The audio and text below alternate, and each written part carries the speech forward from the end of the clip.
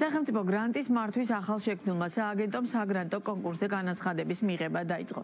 გაცხადებული გეგმით სახელმწიფო გრანტის მიზანი საზოგადოებრივი ორგანიზაციების სამოქალაქო ინიციატივების ხარდაჭერაა. კონკრეტულად რა პრიორიტეტებს უნდა პასუხობდეს საგრანტო განაცხადი და როგორია სააგენტოს გეგმების სტუმართან სახელმწიფო გრანტის მართვის სააგენტოს თავმჯდომარესთან თამარ ზოდელოვასთან ერთად ვისაუბრებთ. მოგესალმებით, ძალიან დიდი მადლობა გადაცემაში სტუმრობისთვის. ძალიან დიდი ინტერესია პირდაპირ შემიძლია გითხრათ მიუხედავად იმისა, რომ დავუშვათ ამ საკითხს წინ გარკვეულწილად საკმაოდ რთული და არც თუ სასიამოვნო პროცესები უძღოდა. ამის მიუხედავად ყოველ შემთხვევაში ჩემ გარშემო რასაც ვუყურებ, ძალიან დიდი ინტერესი აქვს და ძალიან ბევრი კითხვა. რეალურად რა ტიპის საგრანტო განაცხადების მისაღებად ხართ მზად, რა მიმართულები შეარჩიეთ პრიორიტეტულად და ვის შეუძლია განაცხადის გაკეთება? ამით დავიწყოთ და მე უკვე ჩავშალოთ თითოეული დეტალი. პირველ რიგში მოგესალმებით და მადლობას გიხდით, რომ მეძლევა შესაძლებლობა ვისაუბრო მართლაც ამ ძალიან მნიშვნელოვანი ინიციატივაზე. თქვენ ახსენეთ, რომ ჩვენ 21 ივლისს გამოვაცხადეთ საჯარო კონკურსი. ეს გახლავთ პირველი საჯარო კონკურსი, რომლითაც ვხსნით, ასე ვთქვათ, ამ შესაძლებლობის სარგებლობას და მცირე გრანტების საჯარო კონკურსია. მცირე გრანტში გულისხმობთ ჩვენ საგრანტო განაცხადი, რომლის თანხა და ბიუჯეტი არ უნდა აღემატებოდეს 100,000 ლარს. შესაბამისად, დაინტერესებული პირი, საზოგადოებრივი ორგანიზაცია, მე ახლა განვმარტავ, ვინ არის საზოგადოებრივი ორგანიზაცია, ეს არის არაკომერციული, არასამეწარმეო იურიდიული პირი, შემოკლებით IP, რომელსაც დაინტერესების შემთხვევაში შეუძლია მომართოს საგრანტო განაცხადით, თქვენ ახსენეთ ასევე სამოქალაქო ინიციატივას, სწორედ სამოქალაქო ინიციატივის გადმოთარგმნა ხდება უკვე საგრანტო განაცხადად, ანუ პროექტად და სწორედად მცირე გრანტზე გააკეთოს განაცხადი. რამდენია ეს საგრანტო თანხა და რა პრიორიტეტებს მოიცავს, ანუ რა მიმართულებებით შეუძლიათ შემოიტანოს? ასევე ძალიან მნიშვნელოვანი კითხვა. თქვენ კი ახსენეთ, რომ დავუშვათ არაკომერციული ორგანიზაცია, მაგრამ როდის არის დაფუძნებული, რა ბექგრაუნდი აქვს, ამ ყველაფერს აქვს თუ არა მნიშვნელობა განაცხადის გაკეთებისას? ჯერ ვისაუბრებ მაშინ პრიორიტეტებსა და მიზნობრივ პროგრამაზე, იმიტომ რომ სანამ კონკურსი გამოცხადება და კონკურსის გამოსაცხადებლად მნიშვნელოვანი არის, რომ დამტკიცებული ყოფილიყო პრიორიტეტული მიმართულებები და მიზნობრივი პროგრამები. გამომდინარე იქიდან, რომ ეს არის მართლაც ძალიან მნიშვნელოვანი განაცხადი, შესაძლებლობა სამოქალაქო საზოგადოებისთვის, ამიტომ ეს პრიორიტეტული მიმართულებები და მიზნობრივი პროგრამები ძალიან ფართო ფორმულირებით ჩამოყალიბ და ჩვენ ყველა ეს პრიორიტეტული მიმართულება და მიზნობრივი პროგრამა საფუძვლად დაუდეთ საჯარო კონკურსს. ეს ნიშნავს იმას, რომ ის დოკუმენტი, რომელიც იყო შემუშავებული სააგენტოს მოკვლევისა და ანალიზის საფუძველზე, კონსულტაციების გამართვის გზით და დაინტერესებულ პირებთან, სახელმწიფო უწყებებთან და ძალიან ბევრ მიმართულებით შევისწავლეთ ჩვენ საჭიროებები. შემდეგ საბჭომ განსაზღვრა ეს დოკუმენტი და მთავრობამ დაადკიცა. სწორედ ჩვენ ამ პრიორიტეტების საფუძველზე გამოვაცხადეთ საჯარო კონკურსი. ეს ნიშნავს იმას, რომ ჩვენ რომელიმე პრიორიტეტს არ მივანიჭეთ, ესე ვთქვათ, დამატებითი პრიორიტეტი. ამით გვინდოდა, რომ მართლაც ფართო შესაძლებლობა გაჩენილიყო, რომ ნებისმიერი მიმართულებით, ნებისმიერი ინტერესით შემოვიდეს სამოქალაქო ინიციატივა, როგორც განაცხადი და უკვე საბჭომ იმსჯელოს და მიიღოს გადაწყვეტილება. და მაინც რა არის ეს პრიორიტეტები? პრიორიტეტები არის დაწყებული დემოკრატიული ინსტიტუტების განვითარების ხელშეწყობიდან, საგარეო პოლიტიკა, ქვეყნის გაწევრიანება ევროკავშირში, გარემოს დაცვა, ეკონომიკის გაძლიერება, რეგიონული განვითარება, ახალგაზრდების ჩართულობის ხელშეწყობა. ძალიან ბევრი არის. ფაქტობრივად არ დავტოვეთ ჩვენ მიმართულება, რომელიც არ არის განსაზღვრული პრიორიტეტულ მიმართულებაში და მიზნობრივ პროგრამაში. აქვე დავძენ, რომ თუ მიზნობრივ პროგრამას არ პასუხობს, ასე ვთქვათ, საგრანტო განაცხადი, ის აუცილებლად ჩაჯდება პრიორიტეტში. შესაბამისად, ჩვენ ამითი კიდევ ერთი დამატებითი შესაძლებლობა მივეცით დაინტერესებულ პირებს, რომ ფართოდ შეხედონ პრიორიტეტულ მიმართულებას და ამქედან წარმოადგენს. შეიძლება ისეთი იდეა შემოგთავაზო, რომელიც ამ წუთას განსაზღვრული არ არის პრიორიტეტები პროგრამაში, მაგრამ აუცილებლად ჩაჯდება, იმიტომ რომ ეს არის ფართო ფორმულირება, მიმართულება, ერთგვარად, რომელიც არის, რა თქმა უნდა, სახელმწიფოს ინტერესთან თანხვედრაში. რა თანხას მოიცავს საგრანტო განაცხადი, ანუ ზედაჭერი რა არის და საიდან რა თანხებს შორის იმერყევებს ეს როგორც ვახსენე, ეს არის მცირე გრანტების საჯარო კონკურსი, რომელიც ჩვენ ახლა გამოვაცხადეთ და მისი საბიუჯეტო ზღვარი არის 100,000 ლარი. მაგრამ ერთ საზოგადოებრივ საზოგადოებრივ ორგანიზაციას ვაძლევთ შესაძლებლობას, ესე ჩვენი წესის თანახმად არის, რომ ორი საგრანტო წინადადება შეუძლია გამოგზავნოს. შესაბამისად, მას შეუძლია, რომ ორი სხვადასხვა იდეა წარმოუდგინოს როგორც სამოქალაქო ინიციატივა, შესაბამისად, მთლიანი ბიუჯეტი არ უნდა აღემატებოდეს ამ შემთხვევაში 200.000 ლარს. განაცხადის ფორმა ივსება, თუ დაუშვათ თვითონ უნდა წარმოადგინოს მისთვის მისაღები საგრანტო ფორმით და შესაბამისად მე უკვე გადაწყვეტილება მივხვდით. ანუ ფორმა როგორია, ანუ რა სტრუქტურულად უნდა წარმოგიდგინოთ ეს განაცხადი და სად? საჯარო კონკურსის გამოცხადებისთანავე ჩვენ მაქსიმალურად უზრუნველყავით, რომ ყველა ის ფორმა დამტკიცებული ყოფილიყო და შესაბამისად ხელმისაწვდომი დაინტერესებული თანაბრობა იყოს ამ ხადია, ამიტომ ეს არის სტანდარტიზებული ფორმები. აქვე ვისარგებლებ შესაძლებლობები და კიდევ ერთხელ ვიტყვი, სად შეუძლიათ საზოგადოებრივ ორგანიზაციასთან დაინტერესებულ პირებს, რა თქმა უნდა, მოიძიონ ეს დანართები, ეს გახლავთ ჩვენი სოციალური მედიის ვებგვერდი, SIP სახელმწიფო გრანტის მართვის სააგენტო, იქ ჩვენ განვათავსეთ ყველა ეს მონაცემი და დანართები და შესაბამისად შეუძლიათ ჩამოტვირთონ, ნახო როგორც საჯარო კონკურსის პირობები, ასევე ის დანართები, რომელიც უნდა შეავსონ და სავალდებულოა, რომ წარუდგინოს სააგენტოს იმისათვის, რომ იმ მსჯელობა გაიმართოს და გადაწყვეტილება საბჭომ მიიღოს აღნიშნულზე დაკავშირებით. რადგან აუცილებლად მინდა რომ დავაზუსტოთ, თვითონ არა სამეწარმო სუბიექტის ბექგრაუნდი რაიმე ტიპით იქნება თუ არა გამსასვლელი, ანუ პირობითად დღეს თუ შექმნა ვიღაცამ ასეთი ორგანიზაცია, მას შეუძლია განაცხადის გაკეთება თუ დაუშვათ რამდენიმე წლის არსებობა უნდა ჰქონდეს რაღაც კონკრეტული ამ კონკრეტულ მიმართულებაზე მას უნდა ჰქონდეს ნამუშევარი, რაღაც ერთგვარად საქმიანობა ჰქონდეს გაწეული, ანუ რა არის მთავარი განმაპირობებელი, რის მიხედვითაც პირველ ეტაპზე განაცხადების მიღება მოხდება, ანუ სანამ დაიწყებ მე უშუალოდ კონკრეტულად გადარჩევას. ჩვენს მიერ ასევე დამტკიცებული არის და დანართად არის გაცხადებული, ანუ ხელმისაწვდომი არის საზოგადოებისთვის ის კრიტერიუმები, რის საფუძველზეც იმსჯელებს საბჭო და მიიღებს გადაწყვეტილებას. თქვენ ახსენეთ, თქვათ, არის თუ არა მნიშვნელოვანი, რომ უკვე არსებული ორგანიზაცია ან ახალი დაფუძნებული. რადგან ჩვენ საუბრობთ ახალ ინიციატივაზე, შესაბამისად ჩვენ მქონდა ორი მიმართულებით მსჯელობა. ერთი გაგვეძლიერებინა უკვე არსებული ორგანიზაციები, ხოლო მეორესთვის, რომლებიც ახლა დაფუძნდებიან, მიგვეცა შესაძლებლობა, რომ ამ ინიციატივით ისარგებლოს. შესაბამისად, ის კრიტერიუმი, რომელიც მათ გამოცდილებას, ასე ვთქვათ, შეაფასებს, არის ესეთი კრიტერიუმი, თუმცა ეს არის უფრო ამ ეტაპზე მცირეკულით შეფასდება, იმიტომ რომ როგორც უკვე აღვნიშნე, ორივე მხრივ გვინდა როგორც არსებულებს და ასევე ახალ შექმნილებს მივცეთ თანაბარი შესაძლებლობა, რომ საბჭო მიიღოს გადაწყვეტილება იდეაზე დაფუძნებით. კი ბატონო, ვინ არის შემფასებელი? რეალურად თავარი კითხვა ამ შემთხვევაში, რომელიც გაჩნდება, იქნება რომ რამდენად ობიექტური შემფასებელია. მე აბსოლუტურად გულწრფელად ვიტყვი ახლა, რომ ჩვენ აქამდე რა სქემასაც ვართ მიჩვეული გრანტების გაცემის. რეალურად ძალიან ბევრი კითხვა არსებობდა ხოლმე, მაგალითად, ვინც იმარჯვებდა და ვინც ვერ იმარჯვებდა, ან თუ შეიძლება და გაემარჯვა, მაგრამ მისი მხოლოდ ერთი პროექტი 10 წელიწადში ერთხელ დამტკიცებული იყო, ანუ ამ რეალობის წინაშე ვიდექით, ხო?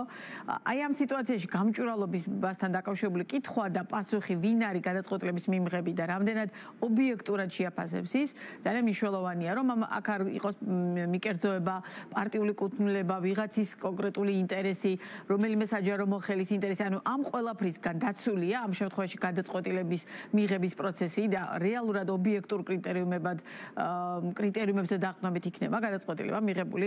ბუნებრივია იქნებიან უკმაყოფილოებიც, ეს ლოგიკურია, მაგრამ თლიანობაში რამდენად შეიძლება ამ კონკურსს ჰქონდეს აბსოლუტურად გამჭვირვალობის პრეტენზია და ჯანსაღად გადაწყვეტილების მიღების პრეტენზია. სააგენტო საქმიანობა და შესაბამისად საბჭოს გადაწყვეტილების მიღების პრინციპები ეფუძნება ობიექტურობას, თქვენ ასევე ახსენეთ, გამჭვირვალობას და თავისუფალი კონკურენციის საფუძველზე გადაწყვეტილების მიღებას. გამჭვირვალობა ეს არის და ანგარიშ ვალდებულება. სწორედ ეს არის ის ძირითადი პრინციპები, რომლის საფუძველზე შეიქმნა საბჭო, რომლის საფუძველზე შეიქმნა პირველ რიგში სააგენტო და ამის დაცვით ჩვენ უზრუნველყოფთ მთლიანი პროცესის წარმართვას. ეს ნიშნავს იმას, რომ როგორც თვითონ კონკურსის გამოცხადების პროცესი, ჩვენ მაქსიმალურად უზრუნველყავით ხელმისაწვდომი ყოფილიყო ინფორმაცია, მთლიან პროცესს გადაწყვეტილების მიღების ბოლო ეტაპამდე და არა მხოლოდ განხორციელების შემდეგაც და განხორციელების პროცესში საუბრობ უკვე საგრანტო განაცხადი, რომელიც პროექტად იქცევა, სააგენტო აუცილებლად თამამს უზრუნველყოფს, ეს არის მონიტორინგის განხორციელება, შესაბამისი ინფორმაციის გავრცელება და ყველა მონაცემზე, ყველა ინფორმაციაზე გავცემთ ინფორმაციას დაინტერესებული პირებსაც საზოგადოებრივ ინფორმირებას უზრუნველყოფ. რამდენი ხანში იღებთ გადაწყვეტილებას? პრინციპი. რამდენი ხანში მიიღებთ გადაწყვეტილებას ამათვე პროექტის დაფინანსებასთან დაკავშირებით? ჩვენი საჯარო კონკურსი მიმდინარეობს 11 აგვისტომდე. ანუ 11 აგვისტოს უნდა დასრულდეს განაცხადების მიღება. 11 აგვისტო არის ბოლო დღე, როდესაც ჩვენ მივიღებთ საგრანტო განაცხადებს როგორც დაინტერესებული პირებისგან. უკვე 11 აგვისტოს დასრულების შემდეგ ერთი თვის განმავლობაში საბჭო იმსჯელებს და მიიღებს გადაწყვეტილებას დაფინანსების ან არ დაფინანსების შესახებ. ყველა ეს ინფორმაცია როგორც გითხარით გამოქვეყნდება და იქნება ხელმისაწვდომი. მოლოდინი როგორი გაქვთ, მაგალითად, რეალურად რამდენი საგრანტო განაცხადის დაფინანსება შეგიძლიათ? ბიუჯეტი რამდენი პირობითად რომ შემოვიდეს 1000 საგრანტო განაცხადი, 1000 US აფინანსებთ და მოგეწონოთ? ანუ რაღაცა კონკრეტული კრიტერიუმებით ხო შეარჩევთ ერთს ამჯობინებთ მეორეს? წელს ბიუჯეტში განსაზღვრული არის 20 მილიონი ლარი. და შესაბამისად 20 მილიონი ლარის ფარგლებში ჩვენ გვაქვს შესაძლებლობა რომ დავაფინანსოთ და მხარი დაუჭიროთ სამოქალაქო ინიციატივებს საგრანტო განაცხადის ფორმით. თქვენ რაზეც საუბრობთ, რომ რას მიენიჭება უპირატესობა, ეს არის კონკურსი და როგორც ვახსენე, რომ ყველა პრიორიტეტი და მიზნობრივი პროგრამა თანაბრად არის განსაზღვრული, შესაბამისად უკვე საბჭოს პრეროგატივაა, რომ არსებულ პროექტებზე მიიღოს გადაწყვეტილება და იმ კრიტერიუმის საფუძველზე და იმ ასე თქვა წარმოდგენილი დოკუმენტაციის საფუძველზე ის იმსჯელებს და მიანიჭებს უპირატესობას ერთს ან მეორეს, მაგრამ ახლა საჯარო კონკურსის საფუძველზე ყველას თანაბარი შესაძლებლობა აქვს, რომ ისარგებლოს ამ მართლა ძალიან მნიშვნელოვანი ინიციატივა. რამდენიმეჯერ შეგეძლებათ კონკურსის გამოცხადება თუ წელიწადში ერთხელ გამოაცხადებთ და შესაბამისად მერე უკვე დაიწყებთ შემდგომი პერიოდისთვის მზადებას. ანუ პერიოდულობა როგორი იქნება ამ განაცხადების გამოცხადების კონკურსის? ჩვენი წესის თანახმად ჩვენ სააგენტო წელიწადში ორჯერ ვაცხადებთ საჯარო კონკურსს იმ პრიორიტეტულ მიმართულებასა და მიზნობრივ პროგრამების საფუძველზე, რაც არის უკვე მთავრობის მიერ დამტკიცებული. აქვე დავძენ, რომ უახლოეს მომავალში ასევე მეორე ტიპის საგრანტო საჯარო კონკურსს გამოვაცხადებთ. ის უფრო ესეთი მასშტაბიანი იქნება. ეს არის ინსტიტუციური განვითარების გრანტი, რომლის ბიუჯეტი არ უნდა აღემატებოდეს 700,000 ლარს. აქ არის ერთი მხრივ ძალიან მნიშვნელოვანი, რომ სამოქალაქო ინიციატივის მხარდაჭერა უზრუნველყოს სააგენტომ საბჭოს მეშვეობით გადაწყვეტილების საფუძველზე, ხოლო მეორე მხრივ ეს არის სწორედ ინსტიტუციური შესაძლებლობების მდგრადობის უზრუნველყოფა ორგანიზაციისათვის, ანუ საზოგადოებრივი ორგანიზაცია. კი ბატონო. ჩვენ აქამდე მიჩვეულები ვიყავით ეს დაფინანსების ეს სქემასაც, როდესაც მაგალითად კერძო სტრუქტურა, ბიზნესი ამ შემთხვევაში, მათ შორის მსხვილი ბიზნესიც იღებდა გარკვეულწილად საერთაშორისო ორგანიზაციებისგან დაფინანსებას, ოღონდ ამას ჰქონდა გრანტის სახე და ეს არ იყო დაუშვათ კომერციული მიზნების, მაგალითად საგანმანათლებლო კუთხით პირობითად, გადამზადების კუთხით და შემდგომ. კერძო სექტორს, ანუ ბიზნეს ამ შემთხვევაში კომპანიებს ექნება თუ არა აი ამ პროექტში მონაწილეობის მიღების შესაძლებლობა, ანუ მათ აქვს თუ არა შესაძლებლობა რომ დაუშვათ განაცხადები გააკეთონ აი იმ ჩამოთვლილ პრიორიტეტებზე, რომელიც თქვენ ახლა ახსენეთ. თავად სუბიექტი ჩვენი ინიციატივის როგორც ვახსენე, ეს არის IP. მაგრამ თანადაფინანსებითი გრანტის შესაბამისად და შესაძლებლობის გამოყენების გზით, სწორედაც ჩვენ გვსურს, რომ კერძო სექტორის სოციალური პასუხისმგებლობის გაზრდა უზრუნველყოთ და მათ შეეძლებათ, რომ თანადაფინანსებით მოდელით ისარგებლონ და შესაბამისად IP მოგმართოს უკვე თანადაფინანსებითი საგრანტო განაცხადით და ჩვენ იმ ნაწილში დავაფინანსოთ ინიციატივა, რომელიც იქნება თანადაფინანსებული კერძო სექტორის მიერ. კი ბატონო, და საერთოდ ჯამში მაგალითად რამდენი წელი შეიძლება რომ ამ მიმართულებით გრანტების გაცემა უზრუნველყოთ, თუ ეს დღეს მივიღეთ გადაწყვეტილება და პირობითად უსასრულოდ შეიძლება რომ სახელმწიფომ ამ მიმართულებით არაკომერციული ორგანიზაციების მხარდაჭერა გამოუცხადოს. მოლოდინი როგორი გაქვთ მაგალითად პირველ ეტაპზე რამდენ განაცხადს ელოდებით აბსოლუტურად გულწრფელად ვკითხულობ. პირველ რიგში დავიწყებ მაშინ დაინტერესების საკითხზე. ძალიან დიდი არის ინტერესი, სანამ კონკურსს გამოვაცხადებდით, ჩვენ ყოველდღიურ რეჟიმში ვიღებდით ძალიან ბევრ წერილობით თუ სატელეფონო კითხვას, როდის გამოცხადებოდა საჯარო კონკურსი. ახლა უკვე მართლაც არ წყდება კითხვები, არ ხდება სატელეფონო ზარები და ძალიან ისეთ საინტერესო კითხვებს სვამენ იმისათვის, რომ ჩამოაყალიბონ საგრანტო განაცხადი. ჩვენი მოლოდინი არის მართლა ძალიან ობიექტურად პოზიტიური და იმედისმომცემი, იმიტომ რომ ამას გვაძლევს ფაქტები და ის ინტერესი, რომელსაც ჩვენ და მოგეხსენებათ, რომ სააგენტო სულ რაღაც 3 თვე არის, რაც არის შექმნილი, აი როგორც რამდენი ხნის განმავლობაში შეიძლება რომ ამ სააგენტო ფუნქციონიროს? ვფიქრობ, რომ ეს ინიციატივა ნამდვილად ძალიან დიდი წინგადადგმული ნაბიჯია იმისათვის, რომ საქართველოს ჩამოყალიბდეს და ხელი შეეწყოს სამოქალაქო საზოგადოების მდგრადობას და მას მე ნამდვილად ვუწინასწარმეტყველებ ხანგრძლივ პერსპექტივას, იმიტომ რომ ეს არის ძალიან მნიშვნელოვანი ინიციატივა, სწორედაც რომელიც სახელმწიფომ გადადგა და ეს იქნება არაერთი წელი. და ჩვენი საუბრის ბოლოს ერთი კითხვა, რომელიც ასევე ძალიან დიდი ინტერესი წევს, ერთ-ერთი თემა. თუ პირობითად ამა თუ იმ ორგანიზაციას მიღებული აქვს რომელიმე საერთაშორისო დონორის მხარდაჭერა გრანტის სახით ამ შემთხვევაშიც, შეიძლება თუ არა ასევე მოგმართოთ და შეიძლება თუ არა რომ როგორც თქვენი ბენეფიციარი იყოს, ისე იყოს საერთაშორისო დონორის. ანუ ეს რაიმე წინააღმდეგობაში მოდის თუ პირიქით შესაძლებელია თანაარსებობდეს ორივე შემთხვევა. თქვენ საუბრობთ თანადაფინანსებით მოდელზე თუ საუბრობთ ის რომ ის ახორციელებს პროექტს და ერთი პროექტი მიმართა პირობითად საერთაშორისო ორგანიზაციას და დაუფინანსა, მაგრამ სხვა პროექტით მოგმართა თქვენ და დაუფინანსეთ ის თქვენ. ანუ შესაძლებელია რომ დაუფინანსოთ რაიმე წინააღმდეგობაში მოდის თუ არა რომ ის საერთაშორისო რომელიმე დონორის ბენეფიციარი ამ შემთხვევაში. კი ბატონო, გაგცემთ ამაზე პასუხს. როგორც ვახსენე, ესე იგი IP არის ჩვენი სუბიექტი, შესაბამისად ის თუ სხვა დაფინანსების წყაროთან ახორციელებს რაიმე პროექტს, ეს არ არის გამსაზღვრელი. აქ არის გამსაზღვრელი ის, რომ მას კონდეს იურიდიული ფორმა, ის რომელიც არის ჩვენი წესით დადგენილი, ან უნდა იყოს IP და შესაბამისად წარმოადგინოს აგრეთვე განაცხადი იმისათვის, რომ მიიღოს სახელმწიფო გრანტის დაფინანსება. კი ბატონო, ძალიან დიდი მადლობა საინტერესო და ამომწურავი პასუხებისთვის.